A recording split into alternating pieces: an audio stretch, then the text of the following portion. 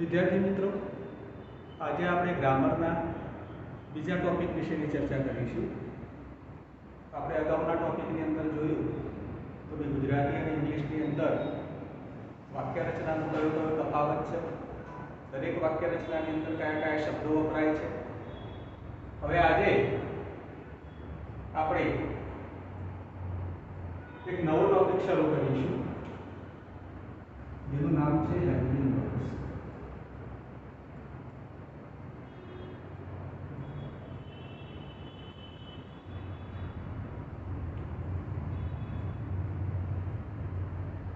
Helping verbs એટલે કે સહાયકારક ક્રિયાપદો.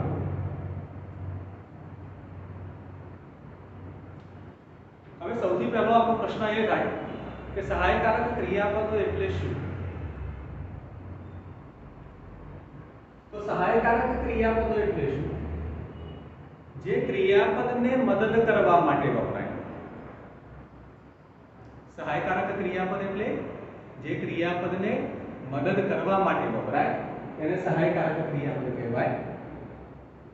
હવે વાક્યની અંદર સહાયકારક ક્રિયાપદ ક્રિયાપદની આગળ મુકાય. મૂળ ક્રિયાપદના જેટલા પણ સ્વરૂપો છે વર્બના સ્થાને, આ દાખલા તરીકે આપણી વાક્ય રચનાની જે પેટર્ન હતી એસ વી ઓ, તો વર્બને મદદ કરવા માટે જે વપરાય એ હેલ્પિંગ વર્બ્સ કહેવાય. તો વાક્યની અંદર એનું સ્થાન કયો? તો ક્રિયાપદની આગળ. ક્યાં મૂકવામાં આવે? એને ક્રિયાપદની આગળ આવે. મદદ કરનાર હંમેશા આગળ મુકાય. બરાબર? તો એવા હેલ્પિંગ વર્બ્સો કયા કયા છે? તો એક સૌથી પહેલા તો એક ટુ બી. તો ટુ બી ના આપણે વર્તમાન કાળના કયા કયા છે? તો એમ, ઇઝ અને આર. એના ભૂતકાળના કયા? તો વોઝ અને વેર. એના ભવિષ્યકાળના કયા? તો શેલ બી અથવા તો વિલ બી. તો ટુ બી ના વર્તમાન કાળના છે એમ ઇઝ, ભૂતકાળના છે વોઝ અને વેર, ભવિષ્યકાળના છે શેલ બી અથવા તો વિલ બી. હવે જનરલી મેં અત્યારે નામ શેલ બી મુકાતું નથી, મોટે ભાગે હવે વિલ બી લખવામાં આવે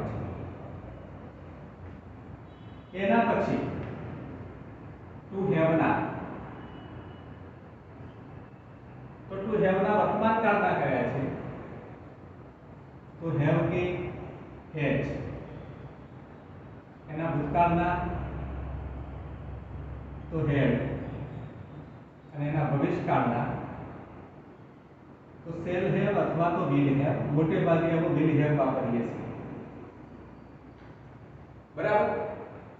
હવે ટુ હેવ ના બે વર્તમાન કાળના હેવ કે હેજ છે. તો હેવ ક્યાં મુકાય અને હેજ ક્યાં મુકાય? તો હેવ છે આઈ બી યુ અને ધે, આ ચાર કર્તાઓ સાથે હેવ મૂકવામાં આવે. જ્યારે હેજ ત્રીજો પુરુષ એકવચન એટલે કે હી સી ઇટ સાથે હેજ મુકાય. એ જ રીતે ટુ ડુ ના. તો ટુ ડુ ના વર્તમાન કાળના છે ડુ કે ડચ, અને એના ભૂતકાળના છે ડીડ. ટુ ડુ ના ભવિષ્યકાળના સહાયકારક મૂકવાની જરૂર રહેતી નથી, કારણ કે ભવિષ્યકાળની અંદર ઓલરેડી એનું પોતાનું સહાયકારક હોય જ છે. એટલા માટે ટુ ડુ ના વર્તમાન કાળના ડુ કે ડચ. હવે ડુ ક્યાં મૂકવું અને ડચ ક્યાં મૂકવું તો તમને ખ્યાલ આવી જ ગયો હશે કે ડુ છે આઈ બી યુ અને તે ચાર કર્તાઓ સાથે ડુ મુકાય, બાકીના બધા કર્તાઓ સાથે ડચ મુકાય. એના ભૂતકાળના છે ભાઈ ડીડ મુકાય. હવે મેઈન બાબત એ છે આની અંદર કે ભાઈ આ હેલ્પિંગ વર્બો વપરાય ક્યાં? તો ટુ બી ના જે હેલ્પિંગ વર્બો છે, ધ્યાન આપજો ખાસ, આ ટુ બી ના જે હેલ્પિંગ વર્બ છે એ દરેક ચાલુ કાળની અંદર વપરાય. ચાલુ વર્તમાન કાળ, ચાલુ ભૂતકાળ, ચાલુ ભવિષ્યકાળ એની અંદર ટુ બી ના હેલ્પિંગ વર્બો વાપરવામાં આવે છે. તમને બધાને ખ્યાલ જ હશે કે ચાલુ વર્તમાન કાળની અંદર એમિજાર સાથે મૂળ ક્રિયાપદને આઈએનજી મુકાય છે. ચાલુ ભૂતકાળની અંદર વોઝ વેર સાથે મૂળ ક્રિયાપદને આઈએનજી મુકાય છે. ચાલુ ભવિષ્યકાળની અંદર વિલ બી સાથે મૂળ ક્રિયાપદને આઈએનજી મૂકવામાં આવે છે. હવે મૂળ ક્રિયાપદના આઈએનજી ક્રિયાપદનું સ્વરૂપ છે. તો એને મદદ કરવા માટે, મદદ એટલે કઈ પ્રકારની મદદ? તો ટેન્સનું આઈડેન્ટિફિકેશન થાય, ટેન્સની એક ઓળખ થાય એ માટે આ સહાયકારકો વાપરવામાં આવે. એટલું આઈએનજી હોય તો તમે નક્કી ના કરી શકો કે કયો કાળ છે, પણ એની સાથે ટુ બી ના સહાયકારકો મુકાયેલા છે. તો ટુ બી નું વર્તમાન કાળનું સ્વરૂપ ભાઈ એમિજાર આપેલું હોય, પછી આઈએનજી આપ્યું હોય તો તમને આઈડિયા આવી જાય કે એમિજાર સાથે આઈએનજી છે. એમિજાર છે વર્તમાન કાળની અંદર જ વપરાય તો આ ચાલુ વર્તમાન કાળ છે. એ રીતે વોઝ વેર સાથે મૂળ ક્રિયાપદના આઈએનજી હોય તો ચાલુ ભૂતકાળ છે, અને વિલ બી સાથે મૂળ ક્રિયાપદના આઈએનજી હોય તો ચાલુ ભવિષ્યકાળ છે. આ એની ઓળખ, એની ઓળખ ઊભી કરવામાં આ મદદ કરે છે. એટલા માટે આને હેલ્પિંગ વર્બ કહેવાય છે.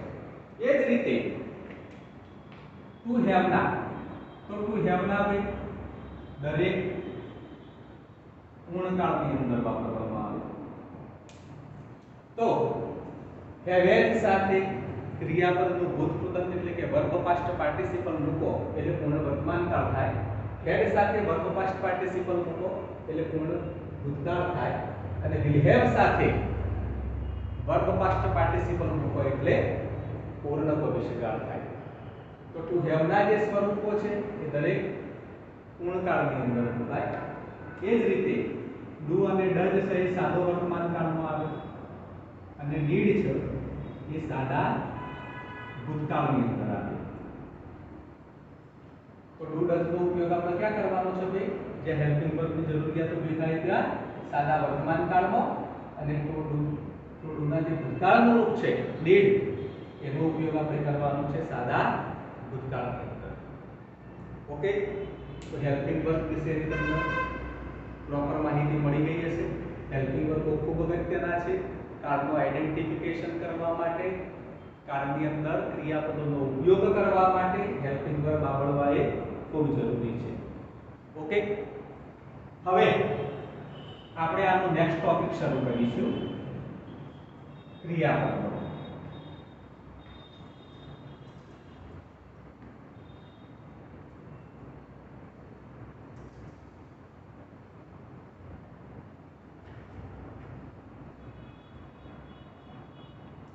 હવે આજે આપણે બીજી એક વાત કરવાની છે કે ભાઈ વર્બની. તો વર્બના આપણે પ્રકાર તો જોઈ લીધેલા હતા કે વર્બના બી બે પ્રકાર છે, ટ્રાન્સિટિવ અને ઇન્ટ્રાન્સિટિવ, સહકર્મક અને અકર્મક. એની પ્રોપર સમજૂતી આપણને મળી ગઈ હતી. પણ વર્બના સ્વરૂપો કેટલા?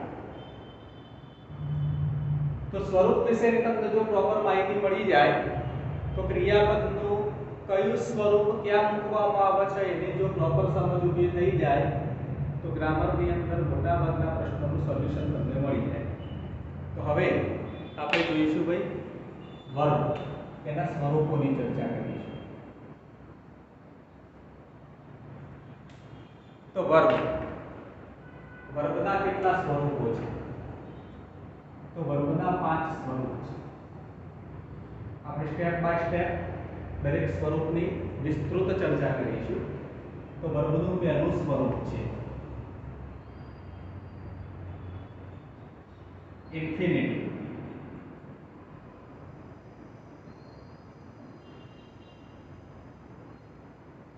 ઇન્ફિનિટિવ એટલે શું? તો હેતુ દર્શક ક્રિયાપદ. કેવું? હેતુ દર્શક ક્રિયાપદ. હવે હેતુ દર્શક એટલે એના શબ્દનું જે આપણું અર્થઘટન થયું છે એના ઉપરથી તમને ખ્યાલ આવી ગયો હશે કે હેતુ દર્શક એટલે શું. તો વાક્યની અંદર કોઈ પણ ક્રિયા કરવાનો કોઈ હેતુ સૂચવવાની વાત આવતી હોય તો હેતુ દર્શક ક્રિયાપદનો ઉપયોગ થાય. બરાબર? તો હેતુ દર્શક ક્રિયાપદ કેવું હોય? આપણે એક એક્ઝામ્પલ તરીકે ક્રિયાપદ લઈએ. દાખલા તરીકે ટેક. ટેક એટલે લેવું. ટેકનું કોઈ હેતુદર્શક ક્રિયાપદ કેવું બને? તો to take.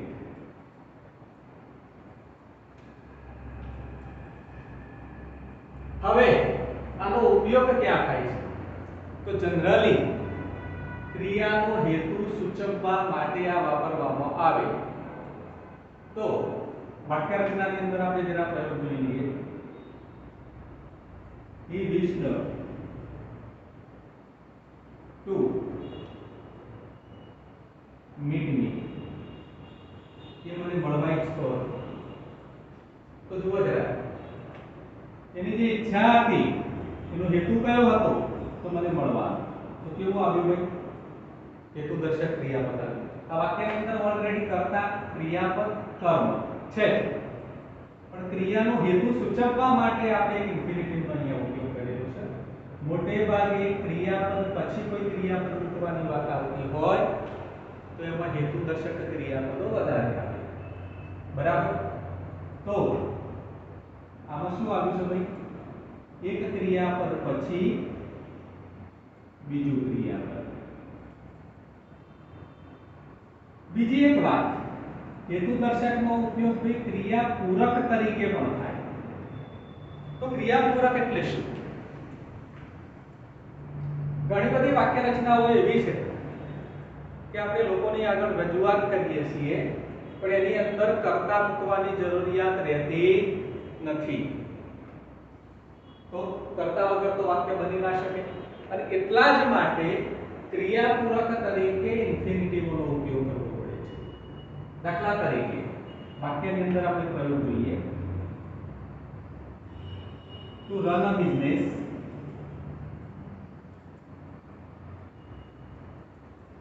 is not a child play.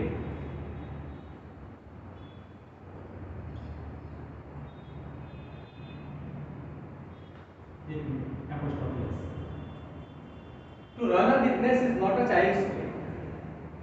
ધંધો ચલાવવો એ બાળકની રમત જેવું કામ નથી. અહીંયા કોઈ કરતા નથી, પણ આપણે કોઈ વાક્ય રજૂઆત કરવાની છે તો એને ક્રિયાપૂરક તરીકે આપણે ઇન્ફિનિટિવનો ઉપયોગ કર્યો, જે વાક્યની શરૂઆતની અંદર હતી. બરાબર? દાખલા તરીકે ટુ વોક 5 miles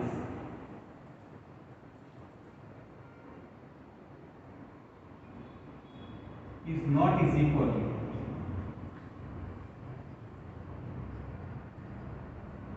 5 માઇલ ચાલવું એ તારા માટે સરળ નથી. આપણે ઘણી વખત લોકો આગળ આવી રજૂઆત કરતા હોઈએ છીએ. તો આની અંદર પણ ક્રિયાપૂરક તરીકે ઇન્ફિનિટિવનો આપણે ઉપયોગ કર્યો. હવે આનું એક આઈડેન્ટિફિકેશન બીજું આપીએ તો મોટે ભાગે ક્રિયાપૂરક તરીકેના જે વાક્યો હોય એની અંદર હંમેશા સુધીના ક્રિયાપદો વપરાયેલા હોય છે. તો આ બાબત આપણે પૂરેપૂરી ધ્યાનમાં લેવાની. એના પછી એનું બીજું સ્વરૂપ છે ક્રિયાપદનું, તો રૂટ ફોર્મ. રૂટ ફોર્મ એટલે શું? તો મૂળ રૂપ. તો ટેકનું મૂળ રૂપ ટેક, એનું મૂળ સ્વરૂપ છે. તો ક્રિયાપદના મૂળ રૂપો કઈ કઈ જગ્યાએ વાપરવામાં આવે, કઈ કઈ જગ્યાએ મૂકવામાં આવે? તો એક તો સાદા વર્તમાનકાળની અંદર, સાદા વર્તમાનકાળની હકાર વાક્ય રચનાની અંદર ક્રિયાપદનું મૂળરૂપ મૂકવામાં આવે છે. એની નકાર વાક્ય રચનાની અંદર, પ્રશ્નાર્થ વાક્ય રચનાની અંદર પણ ક્રિયાપદનું મૂળરૂપ જ મુકાય છે. એના પછી સાદા ભૂતકાળની નકાર અને પ્રશ્નાર્થ વાક્ય રચનામાં કઈ? તો સાદા ભૂતકાળની નકાર અને પ્રશ્નાર્થ વાક્ય રચનાની અંદર ક્રિયાપદનું મૂળરૂપ મૂકવામાં આવે. એના સિવાય સાદા ભવિષ્યકાળની અંદર, સાદા ભવિષ્યકાળની અંદર પણ will સાથે ક્રિયાપદનું મૂળ રૂપ જ મૂકવામાં આવે છે. બરાબર. અને એના પછી MA પછી MA એટલે શું? તો મોડલ વાળા શબ્દો, મોડલ વર્બ્સ, જેને આપણે કહીએ છીએ મોડલ એક્ઝિલરીઝ. તેવા મોડલ વાળા શબ્દો કયા છે? તો can, may, should, would, could, must, might, have to, આ બધા મોડલ વર્બ્સ છે. તો એના પછી હંમેશા ક્રિયાપદનું મૂળ રૂપ મુકાય. એના પછી ક્રિયાપદનું ત્રીજું સ્વરૂપ છે પાસ્ટ ફોર્મ. પાસ્ટ ફોર્મ એટલે કે ક્રિયાપદનું ભૂતકાળનું રૂપ. તો ટેકનું ભૂતકાળ શું થાય છે? ટુ. તો ક્રિયાપદનું ભૂતકાળનું રૂપ ક્યાં મૂકવામાં આવે છે?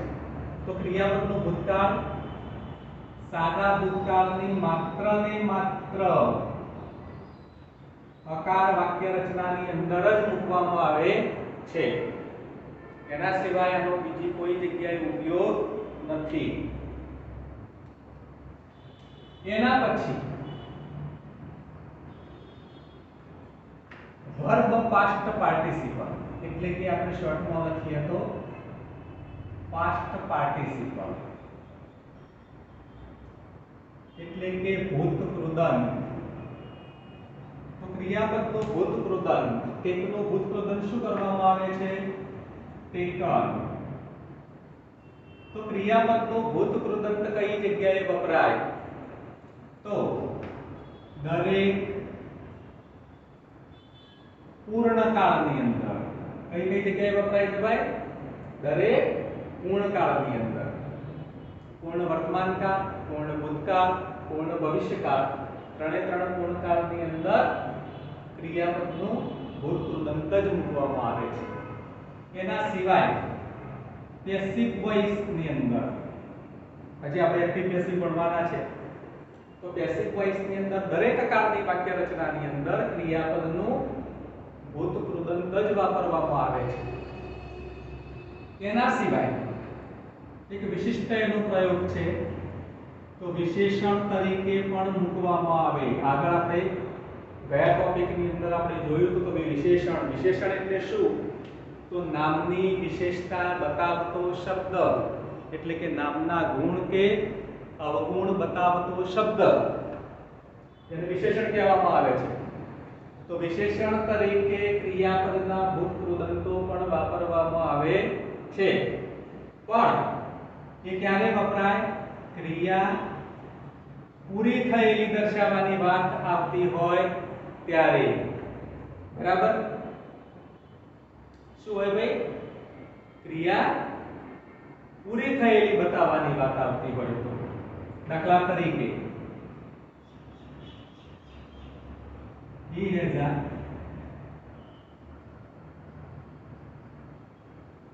broken chair. એની પાસે તૂટેલી ખુરશી છે. ખુરશી ખરી પણ કેવી? તૂટેલી. તો બ્રોકન એ શું છે? તો બ્રોકન છે ક્રિયાપદનું ભૂતકૃદંત છે. બરાબર? એનું મૂળ સ્વરૂપ થાય છે બ્રિક. બ્રિકનું આ ભૂતકૃદંત, બ્રિક એટલે તૂટવું, એના ઉપરથી બ્રોકન તૂટેલું. તો ઓલરેડી તૂટેલી ખુરશી, તૂટવાની ઓલરેડી એની ક્રિયા પૂરી થઈ ચૂકેલી છે, ત્યારે જ આપણે આજે એક રજૂઆત કરતા હોઈએ કે એની પાસે તો તૂટેલી ખુરશી છે. બરાબર? ઘણી વખત આપણે આવું પૂછતા હોઈએ છીએ, why have you worn a torn shirt?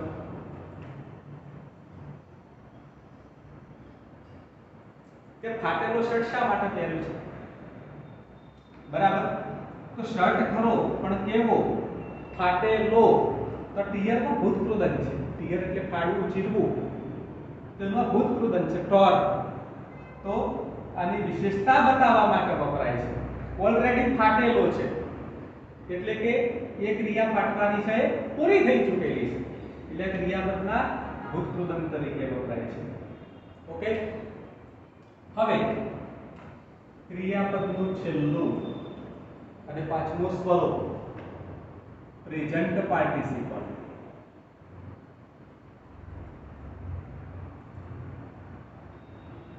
Present participle એટલે વર્તમાન કૃદંત. હવે વર્તમાન કૃદંત એટલે શું? તો ક્રિયાપદનું આઈએનજી વાળું સ્વરૂપ. કોઈ પણ ક્રિયાપદની પાછળ તમે આઈએનજી પ્રત્યય લગાવો છો તો એને વર્તમાન કૃદંત કહેવાય છે. તો ટેકનું વર્તમાન કૃદંત થાય ટેકી. હવે વર્તમાન કૃદંતો ક્યાં વપરાય? તો દરેક ચાલુ કાળની અંદર. ચાલુ વર્તમાન કાળ હોય, ચાલુ ભૂતકાળ હોય, ચાલુ ભવિષ્યકાળ હોય, દરેકની અંદર ક્રિયાપદનું આઈએનજી વાળું સ્વરૂપ મૂકવામાં આવે. ઓકે. હવે બીજી કઈ જગ્યા છે? તો આ પણ વિશેષણ તરીકે વપરાય છે. પણ આ વિશેષણ તરીકે વપરાય ત્યારે એ ક્રિયા કેવી હોય? ચાલુ હોય. કેવી ક્રિયા હોય? ચાલુ હોય. બરાબર. દાખલા તરીકે I saw burning car. મેં એક સળગતી કાર જોઈ. કાર ખરી પણ કેવી? તો સળગતી, જેની ઓલરેડી સળગવાની ક્રિયા ચાલુ હતી. તો બર્ન એટલે સળગવું, એના ઉપરથી બર્નિંગ. તો આપણે કાર જોઈએ વખતે એની સળગવાની ક્રિયા ચાલુ હતી. એટલે આ વર્તમાન કૃદંત છે એ વિશેષણ તરીકે મૂકવામાં આવે છે. ઓકે. તો ક્રિયાપદના 5 સ્વરૂપો છે અને આ પાંચે 5 સ્વરૂપો અલગ અલગ જગ્યાએ વપરાય છે. એની આ એક વિશેષ પ્રાઇમરી સમજ.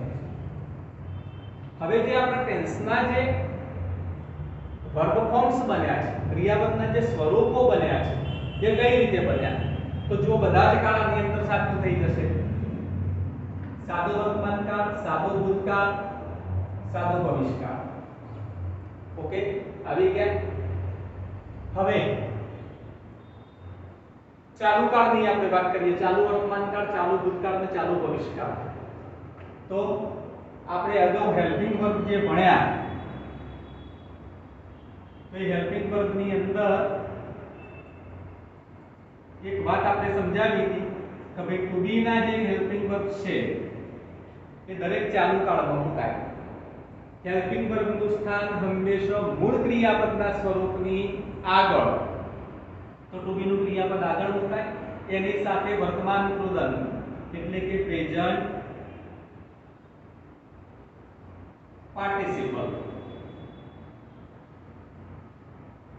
તો ટુ બી સાથે પ્રેઝન્ટ પાર્ટિસિપલ મૂકો એટલે કે વર્તમાન કૃદંત મૂકો એટલે દરેક ચાલુ કાળના ક્રિયાપદના સ્વરૂપો બને. દાખલા તરીકે કે ભાઈ હવે ચાલુમાં આપણે વર્તમાન કાળની વાત કરીએ તો ટુ બી નું વર્તમાન કાળનું સ્વરૂપ મૂકવાનું, એની સાથે પ્રેઝન્ટ પાર્ટિસિપલ એટલે કે ક્રિયાપદનું આઈએનજી વાળું સ્વરૂપ. ચાલુ ભૂતકાળની વાત કરવી હોય તો વોઝ વેર સાથે ક્રિયાપદનું ભૂતકાળનું સ્વરૂપ મૂકવાનું. ચાલુ ભવિષ્યકાળની વાત કરવી હોય તો વિલ બી સાથે ક્રિયાપદનું કૃદંતનું સ્વરૂપ મૂકવાનું. ઓકે. એટલે આટલું તમે મગજમાં ફિટ કરી દો તો ત્રણે ત્રણ કાળના ક્રિયાપદના સ્વરૂપો તમને યાદ રહી જાય. હવે ભૂત કૃદંત માટેની વાત કરીએ તો દરેક પૂર્ણકાળની અંદર વાપરવામાં આવે છે. તો હેલ્પિંગ વર્બની અંદર કયું હેલ્પિંગ વર્બ પૂર્ણકાળની અંદર વાપરવામાં આવતું? તો ટુ હેવ. તો ટુ હેવ સાથે વીપીપી મતલબ વર્બ પાસ્ટ પાર્ટિસિપલ એટલે કે ક્રિયાપદનું ભૂત કૃદંત.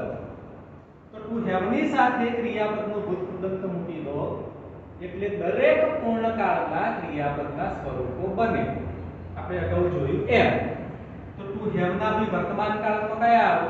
હેવ હેડ સાથે વીપીપી. ટુ હેવ ના ભૂતકાળની અંદર બી શું આવશે? અહીંયા હેડ સાથે વીપીપી. અને પૂર્ણ ભવિષ્યકાળની અંદર વિલ હેવ સાથે વીપીપી. તો આ યાદ રાખો એટલે ત્રણે ત્રણ પૂર્ણકાળનું તમારી પાસે નોલેજ મળી જાય. ઓકે, ખ્યાલ આવી ગયો હવે?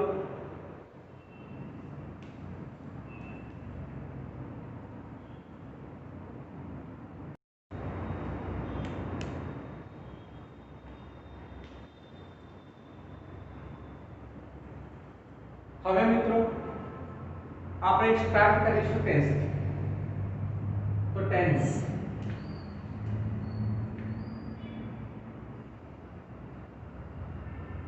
એટલે કે કાળ. ખૂબ અગત્યનો આ ટોપિક છે. આ ટોપિકને સમજવું એ ખૂબ જરૂરી છે, કારણ કે દરેક કાળની અંદર કેવી રીતે વાક્ય રચનાઓ બનાવવી, કયો કાળ કઈ રીતે વપરાય, એની વિશેષ સમજ આપણામાં હોવી જોઈએ. તો જ આપણે વાક્યો બનાવી શકીએ, એને લખી શકીએ અને બોલી શકીએ. તો સૌથી પહેલા તો આપણે ટેન્સના જરા પ્રકારો જોઈ લઈશું. તો ટેન્સના પ્રકારો કેટલા છે? તો ટેન્સના મેઇન 3 પ્રકારો છે.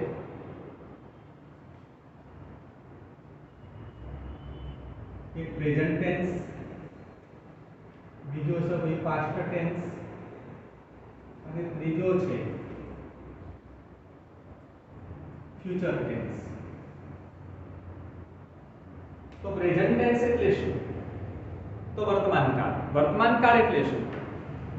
તો રોજની અથવા તો હાલની વાત કરવા માટે જે કાળ વાપરવામાં આવે તેને પ્રેઝન્ટ ટેન્સ કહેવાય. પાસ્ટ ટેન્સ એટલે શું? તો આપણે વાત કરીએ એના પહેલાની જેટલી પણ વાતો હોય, એના પહેલાની જેટલી પણ ક્રિયાઓ હોય, એ બધાના માટે આપણે પાસ્ટ ટેન્સ એટલે કે ભૂતકાળનો ઉપયોગ કરવો પડે. અને ફ્યુચર ટેન્સ આપણે વાત કરીએ છીએ એના પછી જેટલી પણ ક્રિયાઓ થવાની છે, તો એ બધી જ ક્રિયાઓ માટે આપણે ભવિષ્યકાળનો ઉપયોગ કરવો પડે. હવે આ દરેક ટેન્સના પ્રેઝન્ટ, પાસ્ટ અને ફ્યુચર, આ ત્રણ ટેન્સના 4 પ્રકારો છે. કેટલા પ્રકારો છે? 4 પ્રકારો છે. કયા કયા? તો પ્રેઝન્ટ ટેન્સમાં આપણે જુઓ જરા. પહેલો પ્રકાર છે એનો સિમ્પલ. સિમ્પલ એટલે કે સાદું. એનો બીજો પ્રકાર છે ભાઈ કન્ટિન્યુઅસ. કન્ટિન્યુઅસ એટલે ચાલુ. ત્રીજો પ્રકાર છે પરફેક્ટ. પરફેક્ટ એટલે પૂર્ણ. અને એનો ચોથો પ્રકાર છે કન્ટિન્યુઅસ પરફેક્ટ એટલે કે ચાલુ પૂર્ણ. બરાબર? તો પ્રેઝન્ટ ટેન્સના જેમ આ 4 પ્રકાર છે, એમ પાસ્ટ ટેન્સના પણ આ 4 પ્રકાર છે, ફ્યુચર ટેન્સના પણ આ જ 4 પ્રકાર છે. એટલે ટોટલ આપણા 12 કાળ છે. કાળને ઇંગ્લિશમાં યાદ રાખવા માટે બસ આટલા શબ્દો તમારે યાદ રાખવાના છે. જો જરા સિમ્પલ પ્રેઝન્ટ ટેન્સ, સાદો વર્તમાન કાળ; કન્ટિન્યુઅસ પ્રેઝન્ટ ટેન્સ, ચાલુ વર્તમાન કાળ; પરફેક્ટ પ્રેઝન્ટ ટેન્સ, પૂર્ણ વર્તમાન કાળ; અને કન્ટિન્યુઅસ પરફેક્ટ પ્રેઝન્ટ ટેન્સ, ચાલુ પૂર્ણ વર્તમાન કાળ. એ જ રીતે સિમ્પલ પાસ્ટ ટેન્સ, સાદો ભૂતકાળ; કન્ટિન્યુઅસ પાસ્ટ ટેન્સ, ચાલુ ભૂતકાળ; પરફેક્ટ પાસ્ટ ટેન્સ, પૂર્ણ ભૂતકાળ; અને કન્ટિન્યુઅસ પરફેક્ટ પાસ્ટ ટેન્સ, ચાલુ પૂર્ણ ભૂતકાળ. એ જ રીતે સિમ્પલ ફ્યુચર ટેન્સ, સાદો ભવિષ્યકાળ; કન્ટિન્યુઅસ ફ્યુચર ટેન્સ, ચાલુ ભવિષ્યકાળ; પરફેક્ટ ફ્યુચર ટેન્સ, પૂર્ણ ભવિષ્યકાળ; અને કન્ટિન્યુઅસ પરફેક્ટ ફ્યુચર ટેન્સ, ચાલુ પૂર્ણ ભવિષ્યકાળ. હવે આ ટોટલ જે 12 કાળ બન્યા, એ 12 માંથી આપણે 9 કાળનો રેગ્યુલર યુઝ આવે છે. 3 કાળ એવા છે કે લગભગ કોઈ પણ જગ્યાએ વપરાતા નથી. બરાબર? એવા કાળ કયા કયા છે? તો કન્ટિન્યુઅસ ફ્યુચર ટેન્સ, ચાલુ ભવિષ્યકાળ; બીજો કાળ છે ભાઈ કન્ટિન્યુઅસ પરફેક્ટ પાસ્ટ ટેન્સ, ચાલુ પૂર્ણ ભૂતકાળ; અને કન્ટિન્યુઅસ પરફેક્ટ ફ્યુચર ટેન્સ, ચાલુ પૂર્ણ ભવિષ્યકાળ. આ 3 કાળ એવા છે કે જેનો ઉપયોગ નહિવત છે. મોટે ભાગે તો કોઈ પણ જગ્યાએ વાપરવામાં આવતા જ નથી.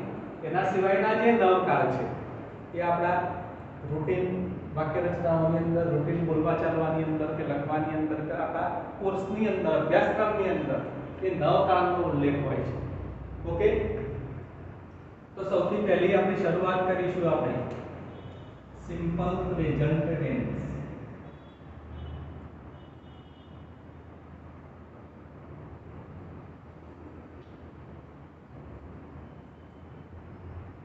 એટલે કે સાદો વર્તમાન કાળ. હવે આ સાદો વર્તમાન કાળ ક્યારે વાપરવામાં આવે? સાદો વર્તમાન કાળ ક્યારે વાપરવામાં આવે છે? તો રોજિંદી ક્રિયાઓ દર્શાવવા માટે. શેના માટે વાપરવામાં આવે? રોજિંદી અથવા તો નિયમિત થતી ક્રિયાઓ દર્શાવવા.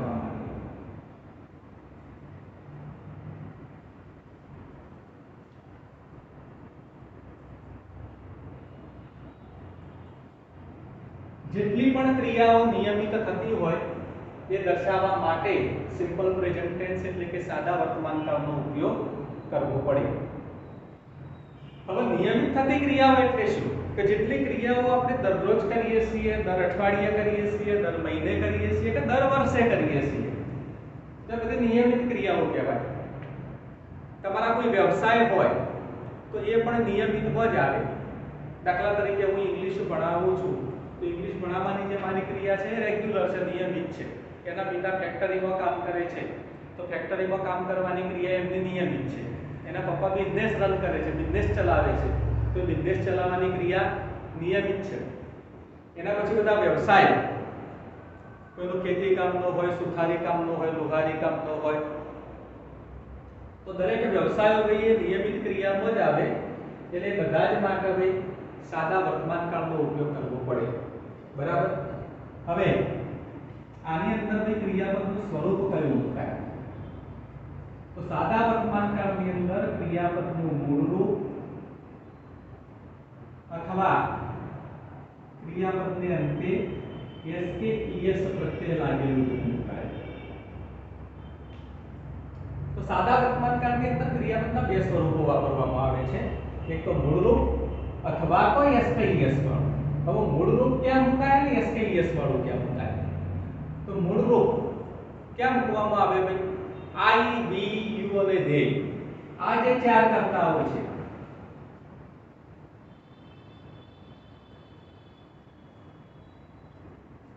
આ જે ચાર કર્તાઓ છે એની સાથે ક્રિયાપદનું મૂળ રૂપ મુકાય. અને હી, સી, ઇટ સાથે ક્રિયાપદનું એસ કે ઈએસ વાળું સ્વરૂપ મુકાય. ઓકે, દાખલા તરીકે એક્ઝામ્પલમાં જોવા જરા. He meets me every morning. કે દરરોજ સવારે મને મળે છે. બરાબર. તો he બીજો પુરુષ એકવચન હતો એટલા માટે એસ કે ઈએસ વાળું રૂપ આવે. બરાબર. એના પછી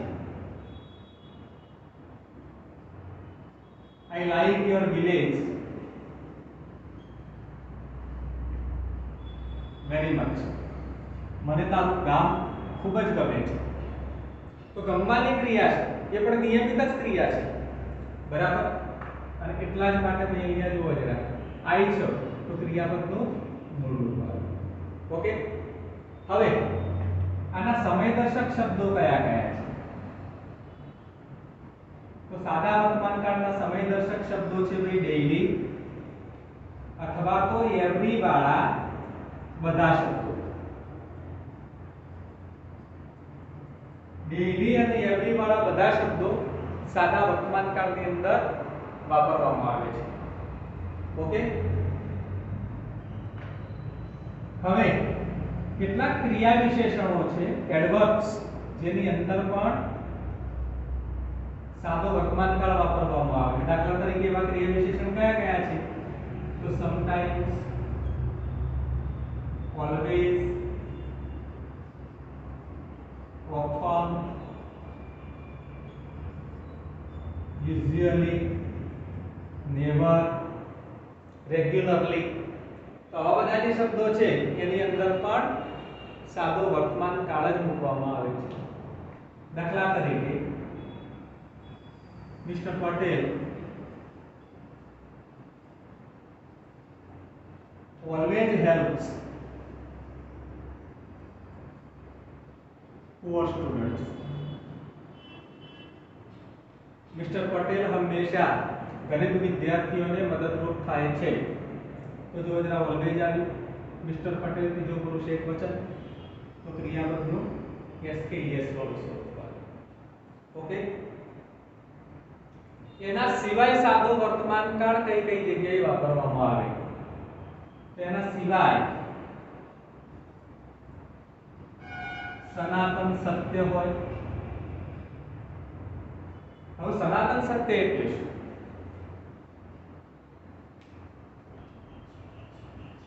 સૂર્ય આપણને પ્રકાશ આપે છે, આ એક સનાતન સત્ય હકીકત છે. સૂર્ય આપણને ગરમી આપે છે, બરાબર. પૃથ્વી સૂર્યની આસપાસ ફરે છે. તો આ બધા સનાતન સત્યો છે. તો એની અંદર પણ સાદો વર્તમાન કાળ જ મૂકવામાં આવે. દાખલા તરીકે the earth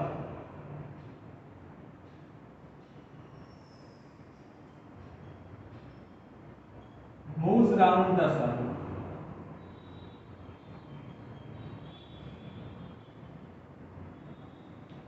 પૃથ્વી સૂર્યની આસપાસ ફરે છે. તો સનાતન સત્ય હકીકત છે. અર્થ ત્રીજો પુરુષ એકવચન એટલા માટે એસ કે એસ વાળું. એના પછી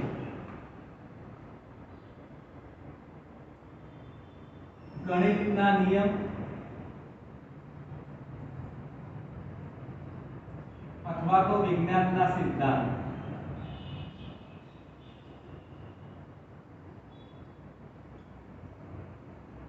હવે ગણિતના નિયમ એટલે શું? દાખલા તરીકે 2 and 2 make 4, 2 અને 2 4 થાય. તો ગણિતના નિયમ છે પરમેનન્ટ છે, એમાં કોઈ ફેરફાર થઈ શકતો નથી.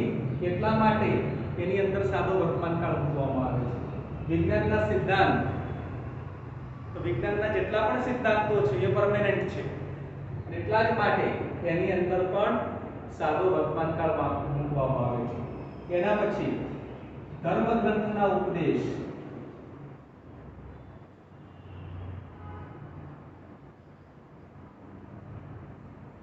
આપણા જેટલા પણ ધર્મગ્રંથો છે, ભગવદ ગીતા, કુરાન, બાઇબલ, તો આ બધા ધર્મગ્રંથોની અંદર જે ઉપદેશો આપવામાં આવેલા છે એ પરમેનન્ટ છે, અને એટલા જ માટે એની અંદર સાદો વર્તમાન કાળ મૂકવામાં આવે છે.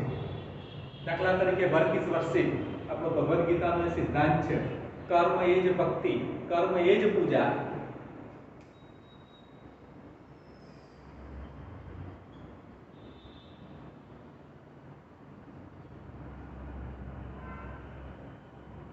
તો આના માટે સાદો વર્તમાન કાળ જ વપરાય છે. ઓકે,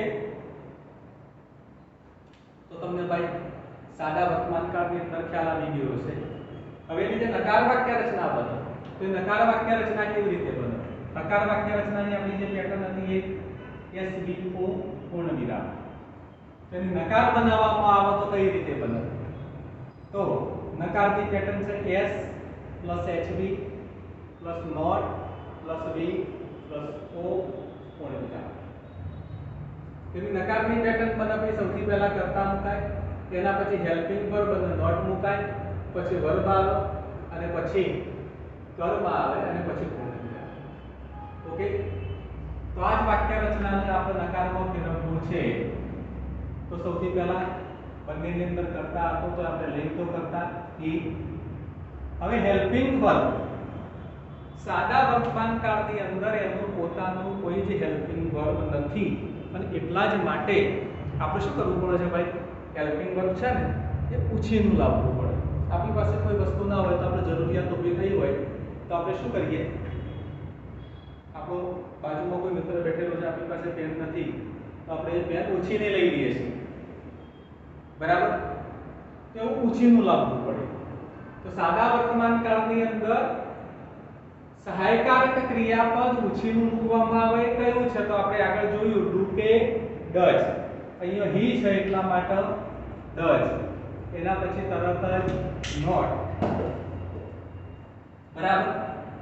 અને હવે ડુ ડઝ પછી હંમેશા ક્રિયાપદનું મૂળ રૂપ જ મુકાય. તો અહીંયા ભલે મિટ્સ આપેલું છે, આપણે તો મૂળ રૂપ કરી દેવું પડે. Meet every morning. થઈ ગયું. I do not like